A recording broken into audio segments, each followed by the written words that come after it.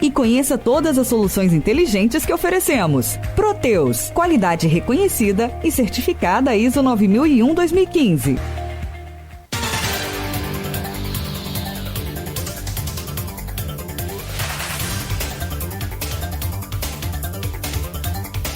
Sete horas e 29, não, 7h30 já. 7 horas e 30 minutos. Esse é vamos começar agora o segundo segmento do Folha no Ar, primeira edição, oferecimento, laboratórios, Plínio Bacelar e Clínica Proteus. E hoje nós temos aqui no Folha no Ar, prazer muito grande de ter educadora. Aliás, é uma profissão impressionante, né? Porque ser educador, ser professor é um sofrimento constante, mas como dizem algumas professoras amigas, no paraíso. Você sofre no paraíso, porque você tem imediatamente o prazer de ver o resultado do seu esforço, do seu trabalho. Beth Araújo, que prazer tê-la aqui. E uma perguntinha logo para começar. Como a profissão de educadora é desrespeitada no Brasil, né? Principalmente de uns anos para cá, como pouco valorizada, desrespeitada não sei, mas pouco valorizada como deveria ser, né? Dizem que no Japão é tão importante ser professor que você não precisa nem se abaixar diante do imperador. Com certeza. Bom dia. Bom dia, Marco Antônio. Bom dia, Luizinho. Bom dia, Bebeto. É um prazer muito grande estar aqui, apesar de toda dificuldade. Eu procuro, na medida do possível, ser muito transparente e já conversei, a Luiz me perdoa, mas eu vou ser muito franca, não é? Eu acho que eu não tenho propriamente um perfil para estar num programa como esse, porque eu me perguntei muito o que eu tenho a oferecer num programa de rádio, não é? Se eu não sou o que se pode chamar de uma intelectual. Então, eu tive uma vida muito dura, de muito trabalho, de muita luta, tendo que trabalhar em muitos lugares.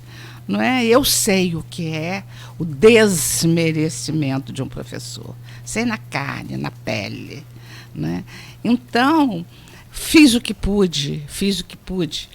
Mas eu acho que você tem razão, Marco Antônio.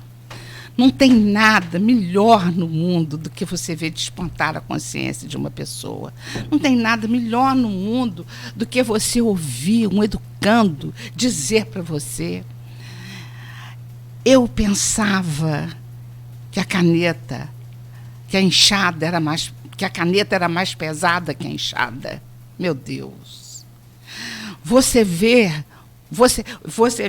uma mulher assinando, isso foi lá no CIEP de Santa Rosa, quando ela assinou o nome dela a primeira vez com as próprias mãos, eu não estou defendendo o analfabetismo funcional, não é isso não, mas ela estava assinando o nome dela pela primeira vez, porque antes era só o dedo, né? A impressão digital. Ela começou a chorar, e ela não estava de teatro, não, fazendo teatro, não. Ela estava sentindo na alma, pela primeira vez, a condição de cidadã que podia apanhar uma caneta, escrever seu próprio nome, que a sua identidade, a sua marca primeira é o seu nome. Eu acho que o que se faz com a educação no Brasil,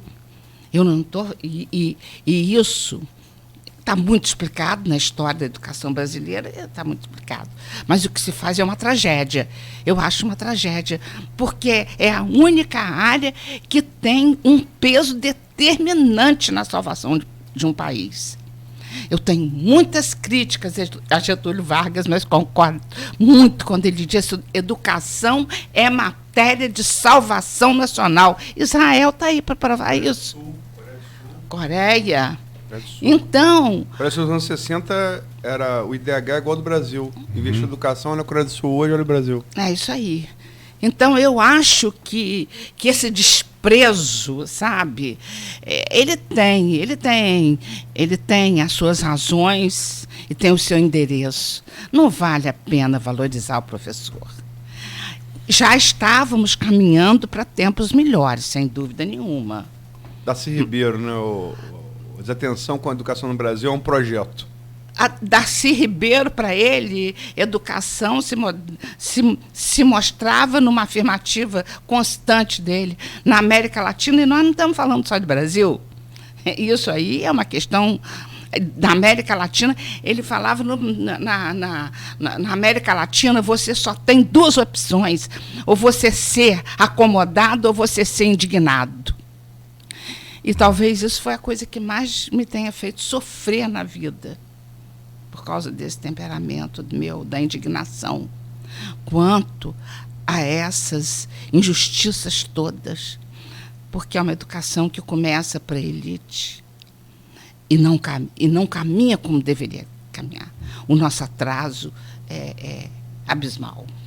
Beth, você tem um prêmio Alberto Lamego, que é o prêmio mais importante da cultura do município, né, instalado pela nossa amiga Diva Abreu, quanto era, na época não era secretária, era superintendente superintendente de cultura. Fala que criou.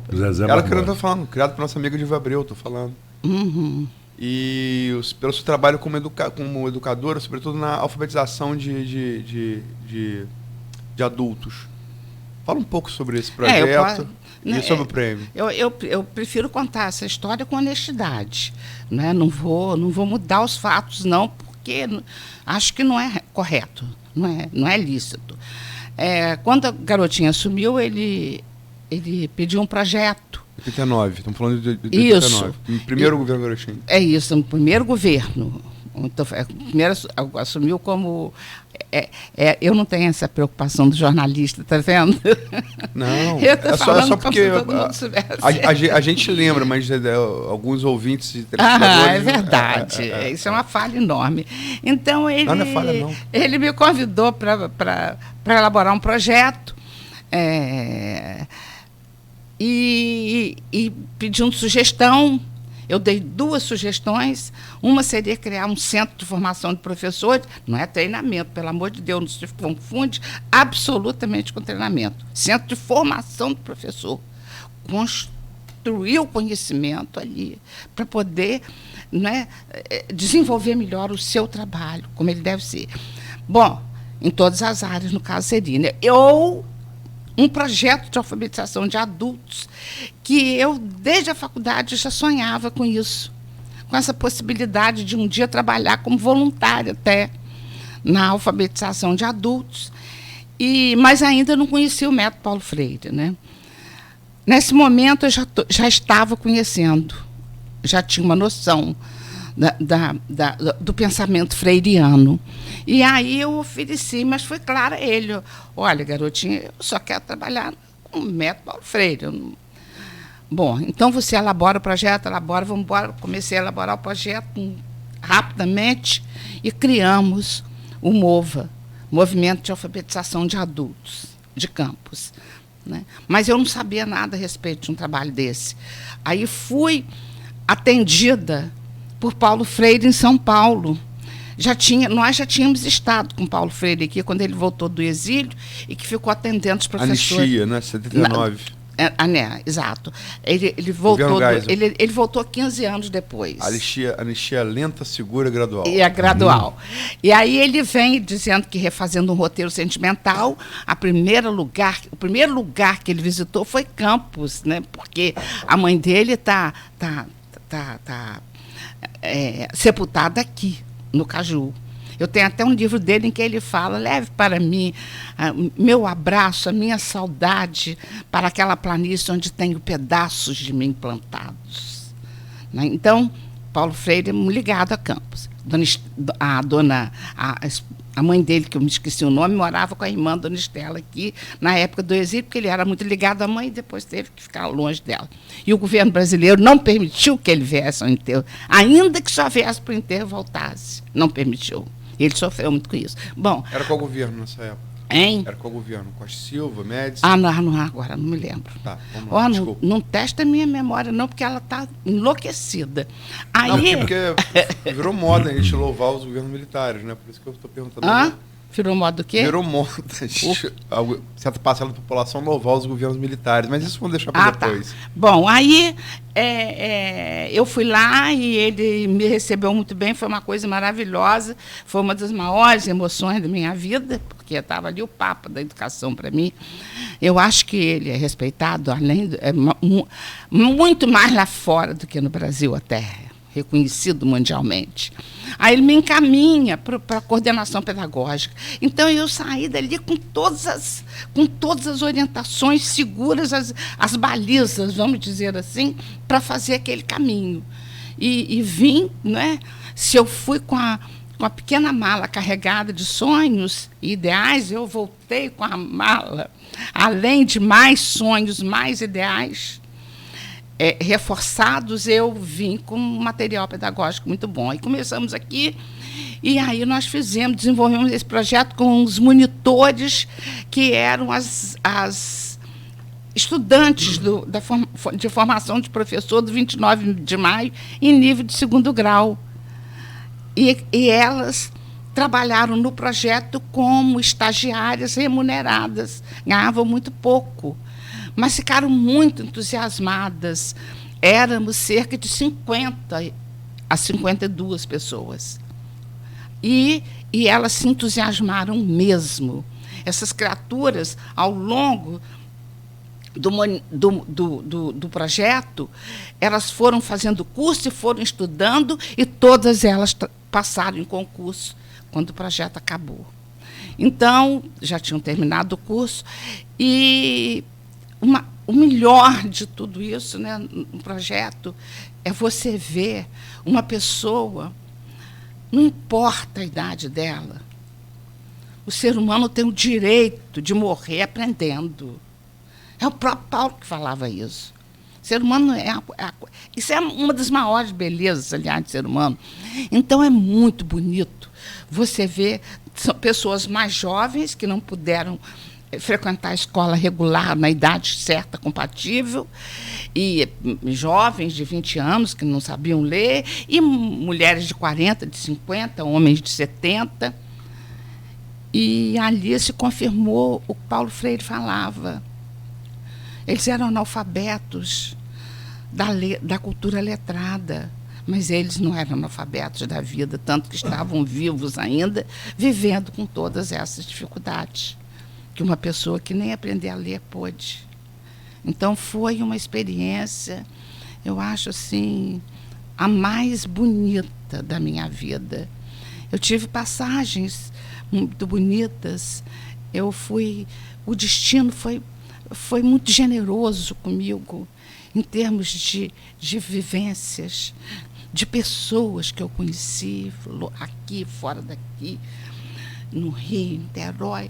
Então, tive essa sorte, né, de viver experiências que as mulheres da minha idade, na minha época, uma época muito conservadora ainda, porque eu estou com 77 anos, não escondo idade não, tá?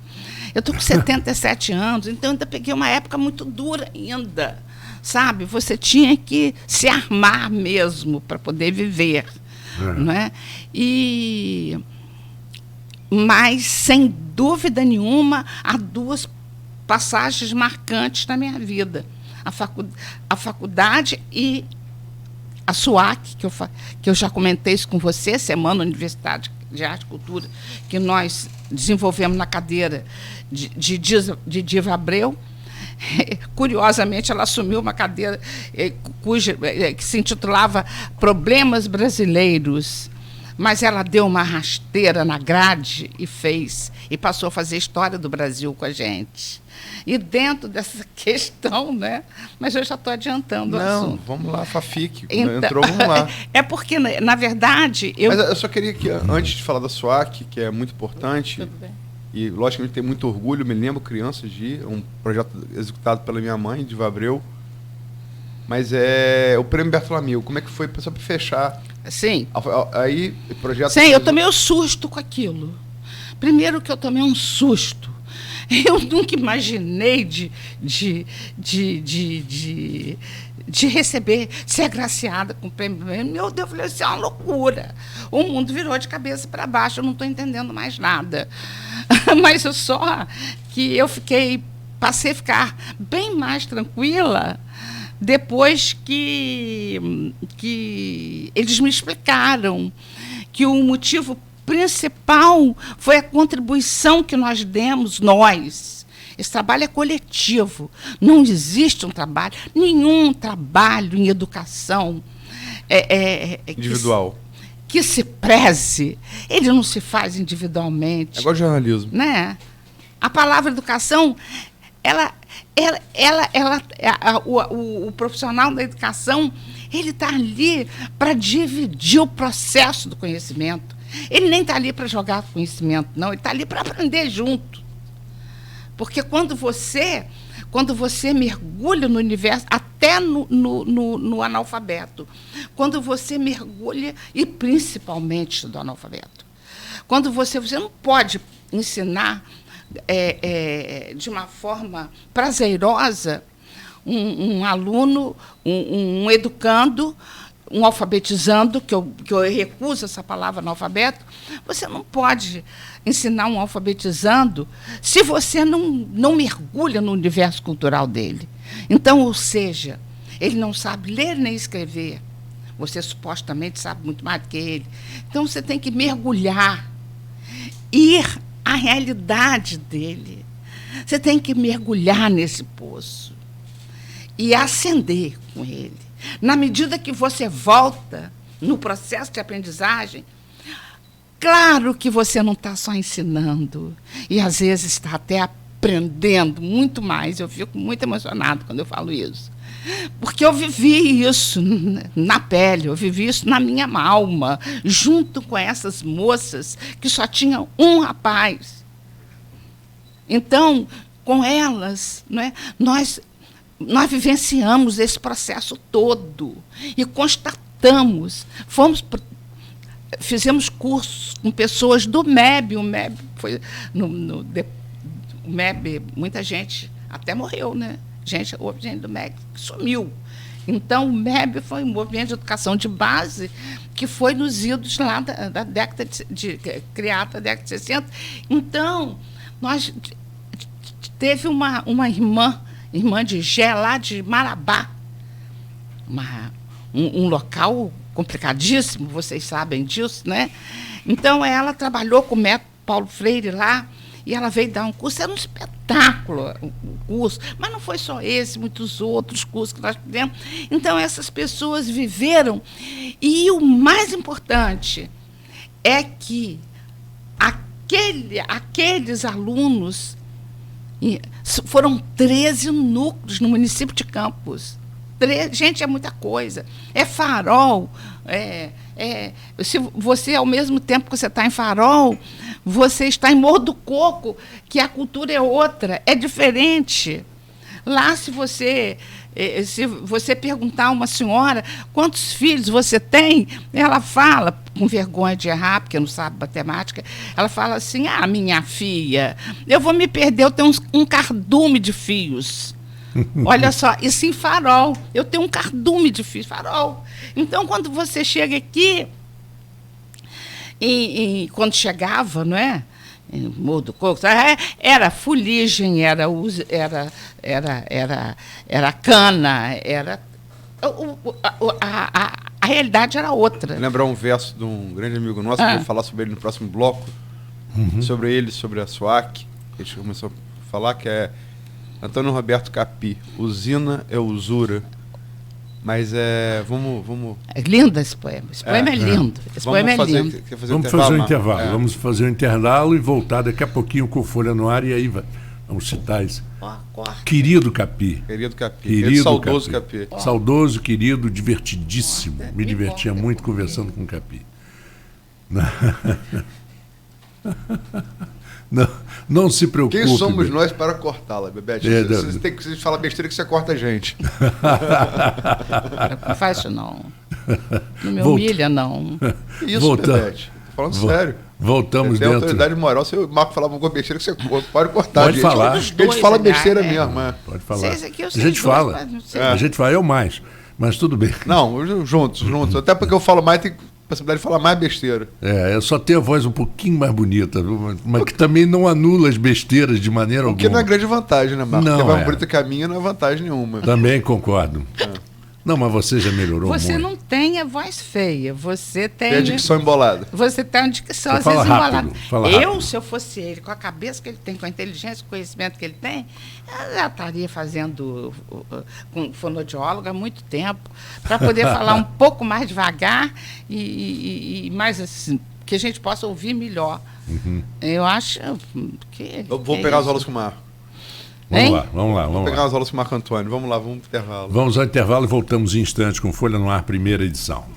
Dia 8 de dezembro, no Asilo do Carmo, em Campo